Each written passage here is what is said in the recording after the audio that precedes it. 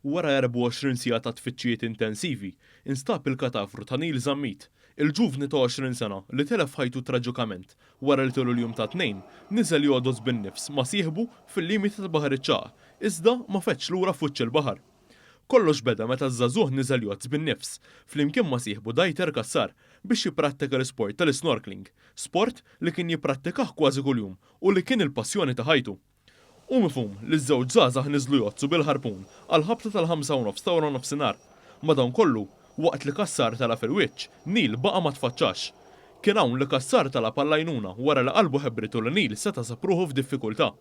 F'dan il-mument diffiċli u ta' niket għal dawk li baqgħu jistennew il-Neil jitla lura mal-blat kif kien jagħmel ta' kuljum.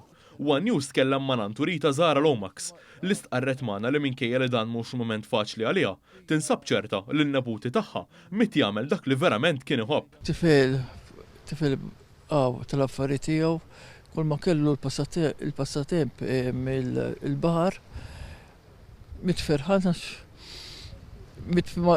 fil-baħar li kien dejjem ħabbu. Niġi nanna jien tiegħu tal-immissjaw u ħafna. 50 ħin skattat tfittxija intensiva mill-membri tal-Forzi Armati ta' Malta permezz ta' helikopter, laneċ u dingi mis-sezzjoni marittima. Sanżul ix-Xemx ġiet ikkoordinata missjoni elaborata biex uffiċjali tas-salvataġġ u bwaddasa tul il-lejl intensifikaw it-tfittxija permezz ta' helikopters. Sorsi fuq il-post qalu One News li kienu għal-ħabta ta' 8 ta' flaxija li l-helikopter tal-Forzi Armati der fiż-żona. Miegħu nġabru wkoll ta' pulizija, tim mediku u xi qraba ta' Zammit li kienu fuq ix-xwiek jistennew bl-aħbar ta' Neil. Madankollu tfittxija waqfet għal ftit sigħat minħabba nuqqas ta' viżibilità. Mas-sebħ dalgħodu, it-tfittxija ssoktat fl-istess inħawi bis-sem tal-helikopter u l-laneċ li deru jduru bosta żoni differenti fl-inħawi ta' fejn der l-aħħar iż-żagħżugħ. Minkejja li tfittxija mill-ajru ma qatet xejn, it-tfittxija fuq il-baħar kellha tiġi sospiża l xi ħin wara li ntlepħet ħuta kbira. Il-katavru ta' Neil intlama ħal-ħabta tal-4 ta' wara nofsinhar meta komplet tfittxija liħ permezz ta' bwaddasa tal-Forzi Armati ta' Malta fejn hu mifhum li naqat magħhom il-Brigadier Jeffrey Kurmi li hu nnifsu huwa espert tal-azz. Il-katavru tiegħu ittieħed lejn xatt it-Tiben fuq petrol boat.